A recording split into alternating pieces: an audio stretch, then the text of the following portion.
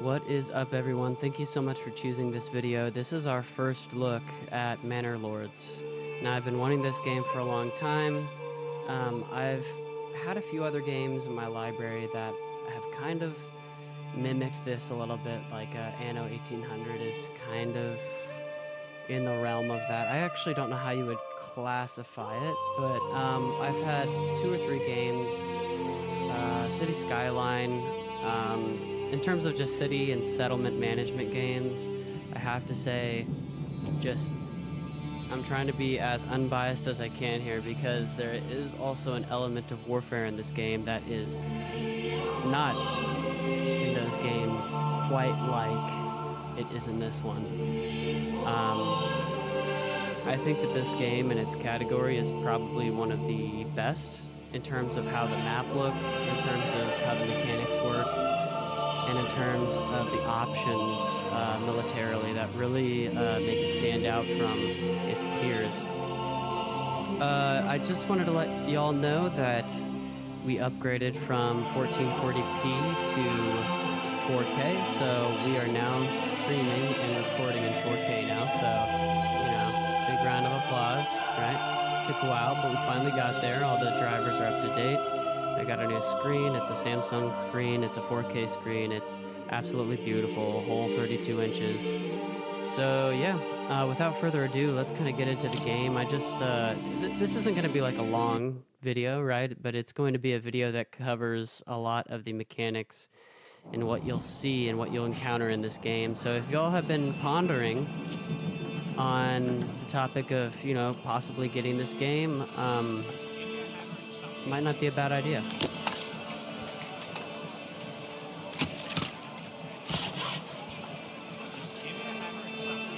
So as you can see, I set up my village. I worked for maybe an hour or 2 on this. And this is my second go at making a village and a stable community. The first one didn't end so well. Most of my people starved after losing a battle with some of the local bandits. Now, in this particular iteration, on my second go, I really emphasize food production and getting a manor so that I can unlock different classes of people and therefore different buildings and different types of citizens.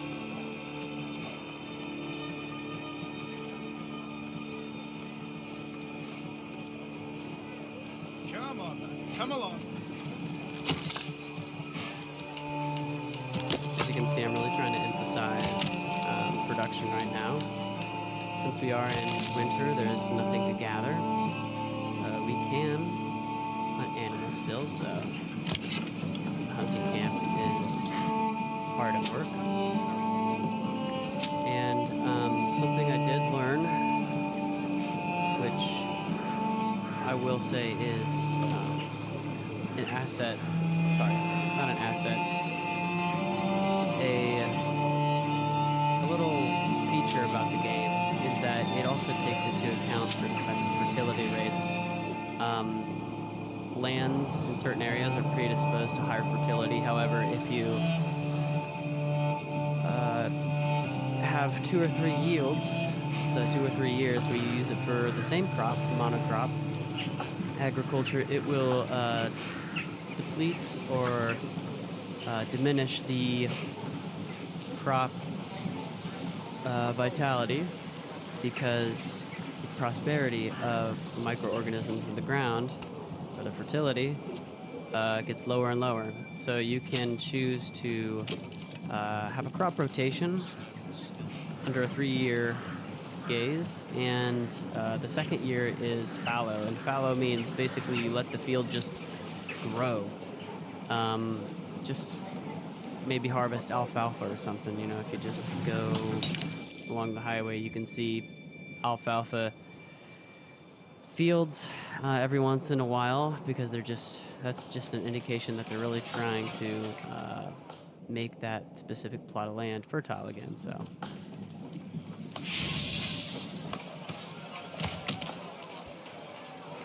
So we do have a lot of citizens. I have, like I said, emphasized farming. So we have 3 families. And another 2 families on the hunting camp. So we have plenty of food to go around. During the winter, I man the granary, the windmill, and the communal oven. Now the communal oven will give us bread, the granary will give us flour. The granary will store our foods, the windmill will give us flour. And we also have a trading post as well if we need something. This is heavier than it looks. But most importance, I could trade it, or if there's something that is bountiful in my community, I can also sell it as well. And I'm still trying to figure this out, how to set up a specific trade route. I think it might just be with another nationality or faction of the game. Some resources require a trade route, whereas others require just simple trade. Now, I will just throw this out there. Yes, I did name my region England. I am going to throw this out there. This is an early access game, so this isn't actually the full game yet. It's been under 7 years of development by the author, and I gotta say that this author really, I can tell that they spent 7 years on this project because look how beautiful the landscape looks. It looks incredible. The attention to detail is, it's not lacking at all. And I don't know, I'll come back around and visit that topic again whenever it is autumn. It's very beautiful. Yeah, the trees, they change color. Everything is just so lush and beautiful, and it's crazy how realistic this game is. Raiders nearby. We'll be ready for them. Now, something that... Oh, look at that. Okay.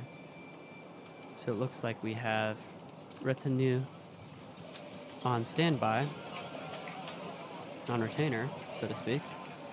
So we do have 36 out of 36 civilians to actually man our militia. However, we are lacking in resources. We only have 16 spears and 16 shields. So I have to figure out, and I really haven't found an effective way to do this yet, how to properly arm my citizens. How to properly arm my citizens. I don't know if it's through trade or development. I have yet to see that, but we'll keep looking.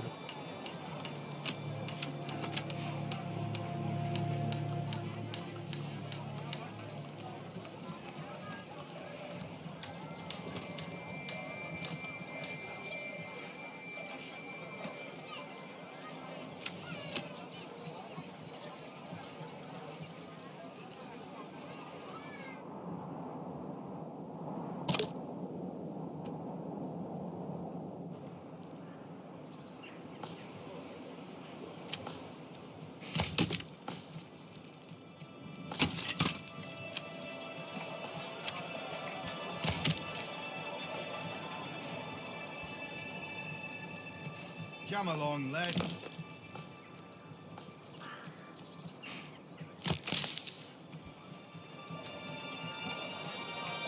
He's heavy.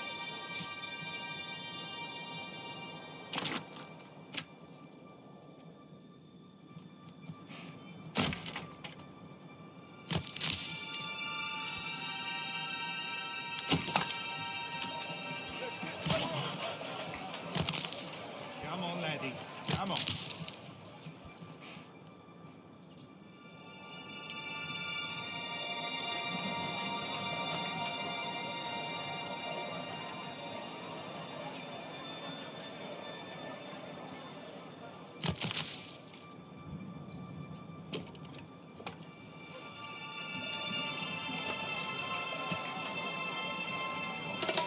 So one thing I've noticed about the game is it's in constant imbalance.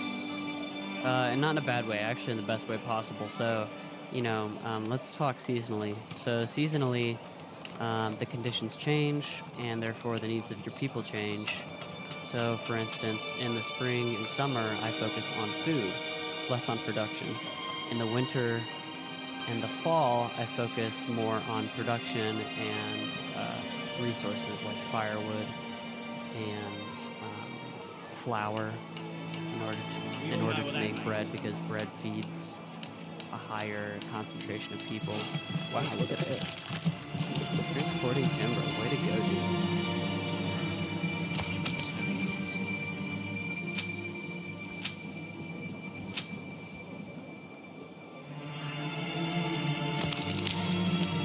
So this game, it does that seasonally, but it also does that if you encounter other factions or if bandits raid you. It fluctuates quite a bit on the dynamics of what your people need and what the pressing issue is, which keeps it fun. It's not like I can just put this on 3 speed and just rack up hella gold or rewards or food or something like that, and it gets boring, which some of the other games that I've played that are in this category kind of, after a certain point, feel that way. So this one doesn't so far, although I haven't really got too far along in it, so maybe I'm just jumping the gun on that analysis. So we'll see.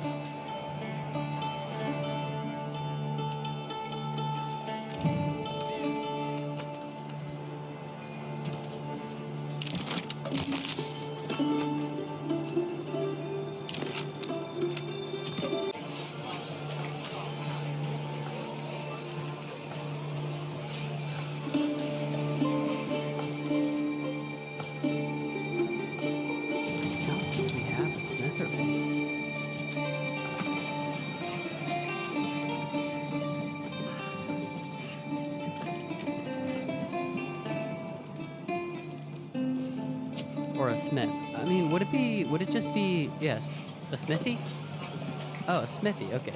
I thought a smithery was grammatically correct, but now that I'm saying it sounds really wrong. So, yeah, no, a smithy. I don't think I have one of these. So, I'll build it and I'll probably occupy it later. Who knows?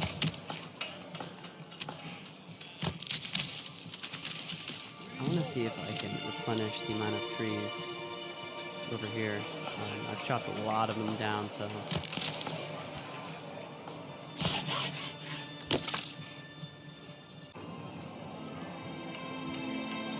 I don't think... So we built that smithy? Okay, we're close to being done. So, whenever... I can't expand my settlement all the time. Like, that's just not feasible. So after I get done with the construction of this, I'm going to allocate the 2 families that I have in the top left. I'm going to allocate them to a specific job, that being probably a tannery, a furnace, and off and on smithy. So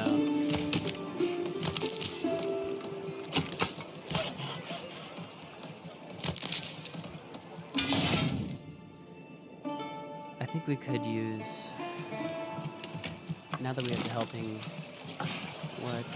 okay, so it's December still, so we have time. Let's build, that's a proper home right there. I haven't tested this out yet. I'm wondering if the plot that we give them limits the level that it can assume. If the plot is too small, it can't expand. Because what you can do is you can go to this. Where is it? Maybe that's not the right one to show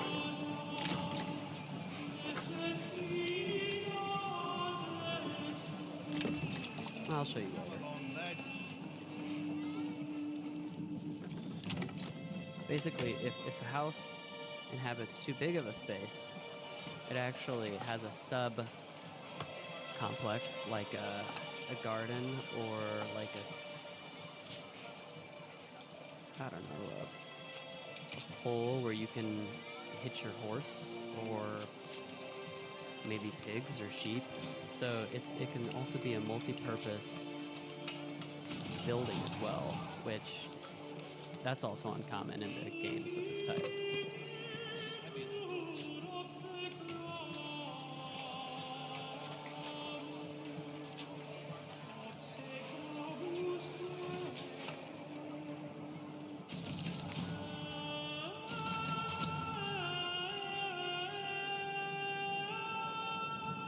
Okay. I don't know if they mean us harm, but I'm going to rally my forces.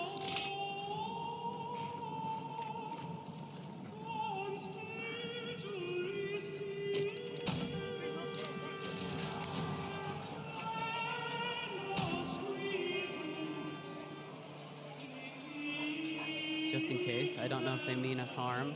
We wouldn't be able to stand a chance anyways.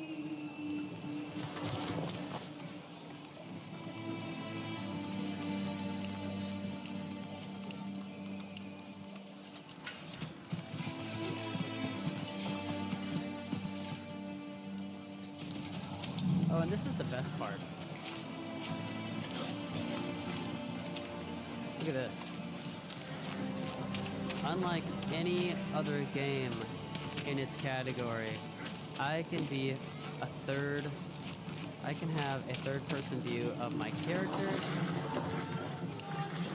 and my village. Very interesting. The gaming mechanics of the soldiers, not incredible, not great, but they're not terrible. I mean, they're not like unbearable. It's a little arcadey. It kind of reminds me of Total War Rome 2, if y'all have ever played that. It's a little like Cody, you know, like you can tell when I'm gonna disband them. I honestly don't think that they pose a threat to us. I just don't know why they are in our land right now. Yeah, they're going away. Whatever. Anyway, the combat, like the combat selection from individual to individual is just a little choppy. That's all I'm trying to say.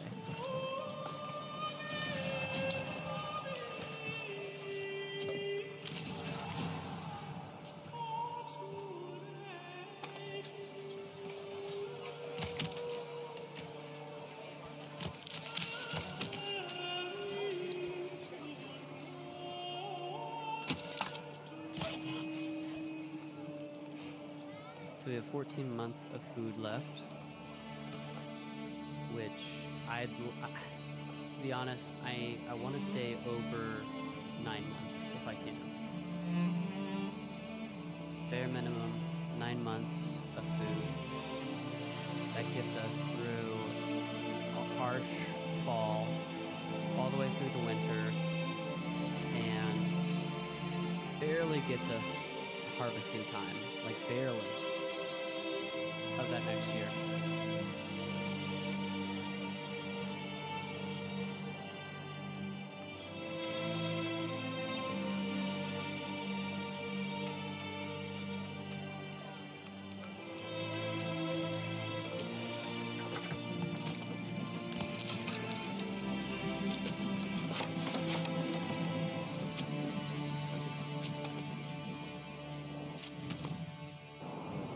We are on a main road, so that's probably why that army was passing through. Or not. I don't know.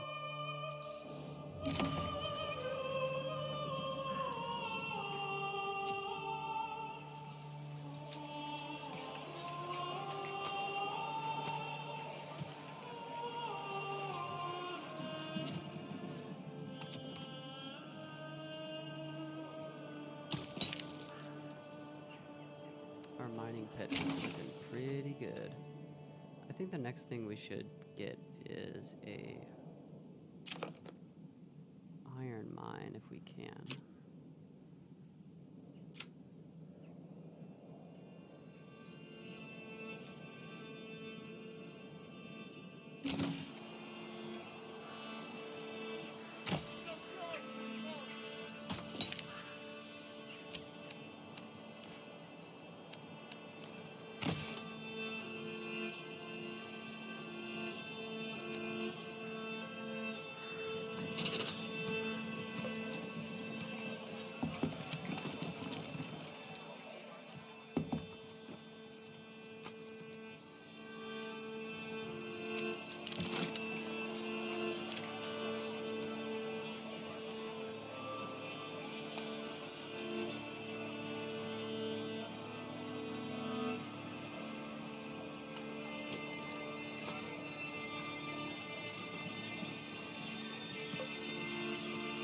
think it's very important to have a church and a community, people to bond over, so let's put it right next to the manor.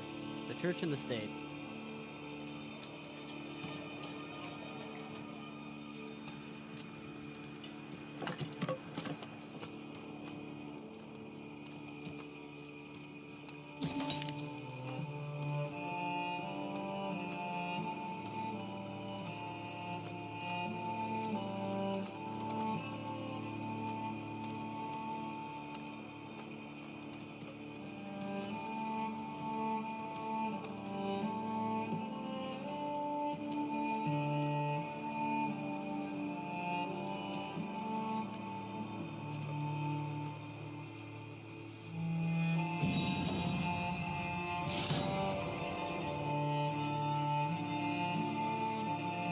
This is heavier than it looks.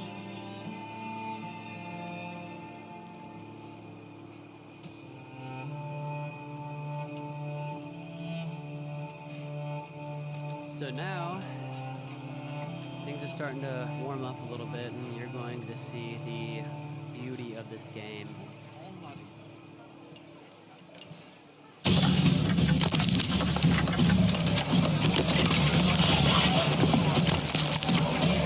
Give me a hat.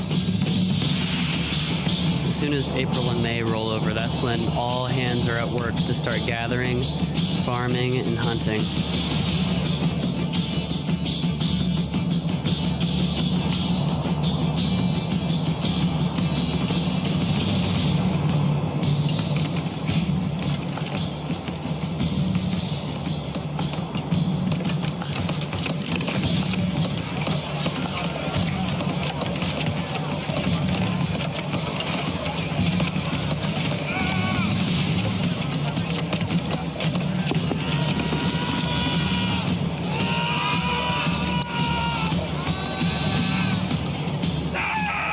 What's wrong?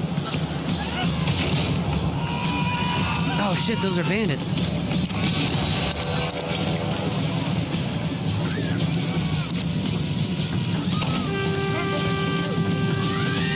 Oh, we had no warning. Oh crap.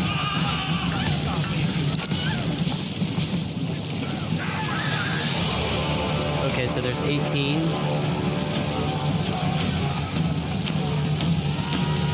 There's 18 right here.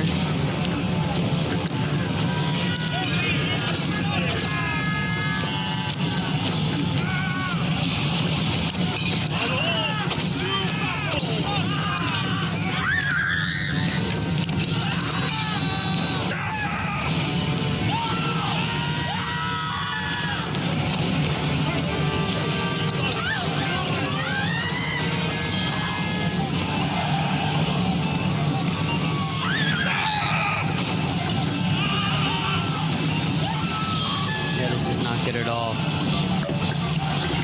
Our warriors are in battle right now.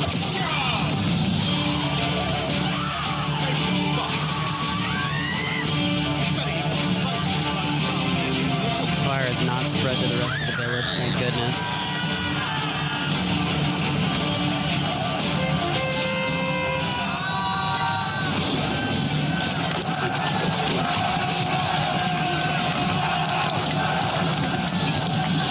Come on, y'all, hold the line.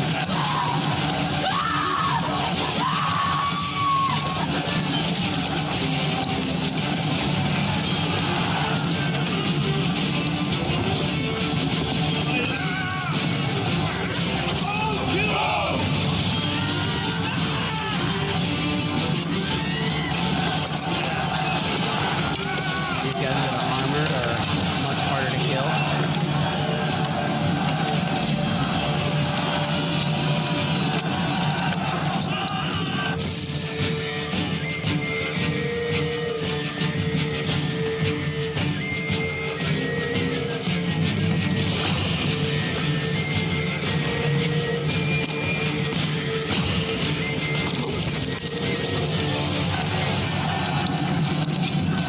Couple thugs, yeah.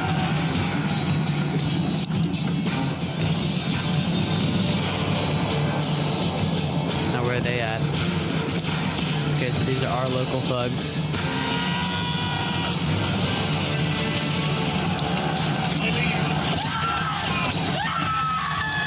y'all. Hold the line. I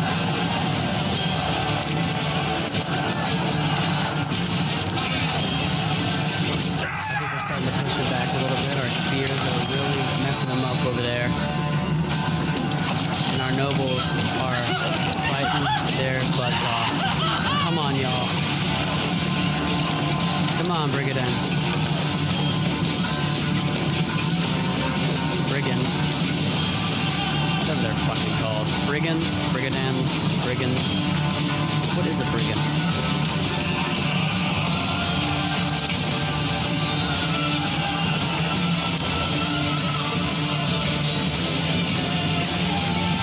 Y'all need double time real quick.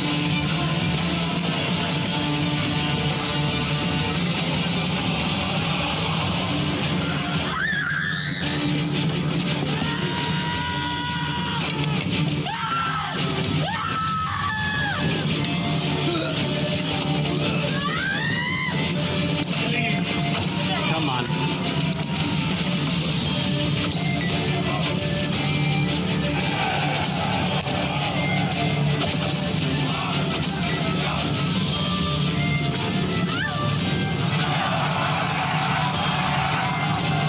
might be what we need. Yep, it broke that group.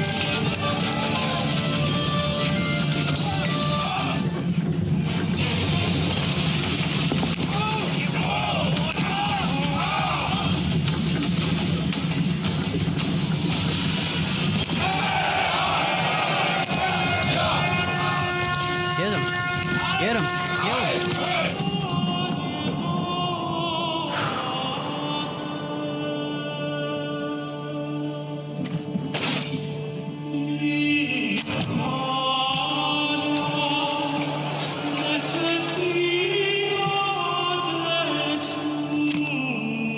Wow.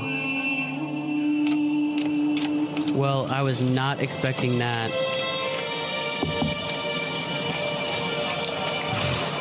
Okay.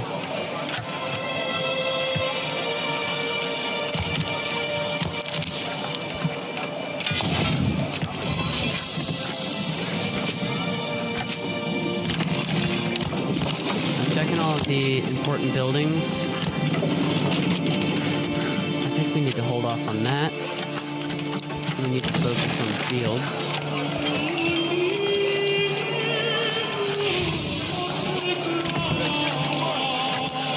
Along with the tannery and the clay furnace. So another interesting thing about this game is that whenever you have dead, the appeal of dead laying around is, well, it's not great. So sometimes you have to bury them. And it should automatically assign civilians to go and pick up the dead and bury them in a mass grave.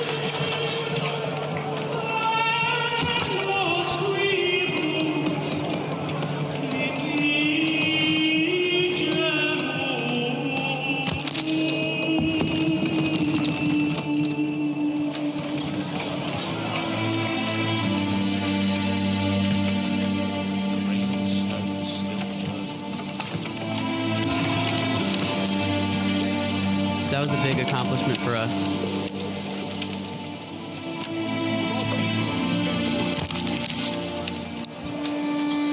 As soon as we build the corpse pit, there we go. We can transfer the corpses to this pit, dispose of them, and yeah, forget the terrors of what just happened. We lost most of our fighting force. That's what just happened. We went from 70-something% approval rating down to 53. So, not the strongest performance from us.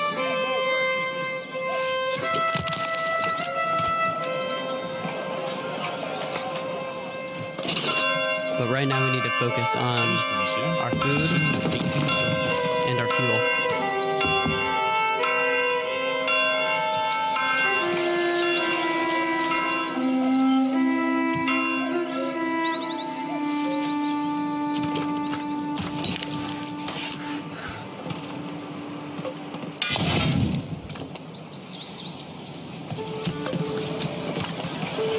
So it looks like the dead have been disposed of.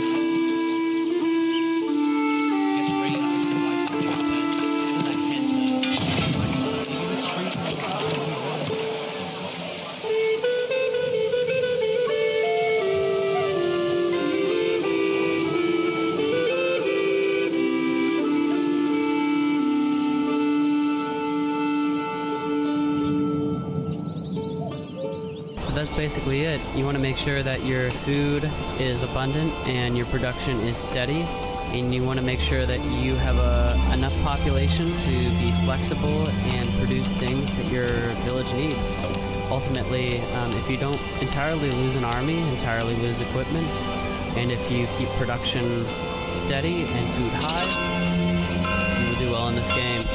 Overall, I think it is a beautiful game. I think that the mechanics are incredible in this particular category of game. The UI, just like the visuals, are stunning, and the fact that you can go third person, go into your village as the character, it is an extra layer that is very uncommon in these types of games. So I'm very happy to see exactly you know, my dream of this specific tier of game, this type of game, come into play. Like it's kind of a Banner Lord, you know, Mountain Blade 2, and also a village manager. And I think that is a really cool combination. I'm interested to see exactly how the game develops and which aspects they want to intensify and other aspects which they want to automate. So I'm interested to see exactly what the author has to offer. So yeah, this has been a sneak peek and kind of just like a little playthrough of Manor Lords. This has been yours truly, Free Pixel Player. Until next time, signing off.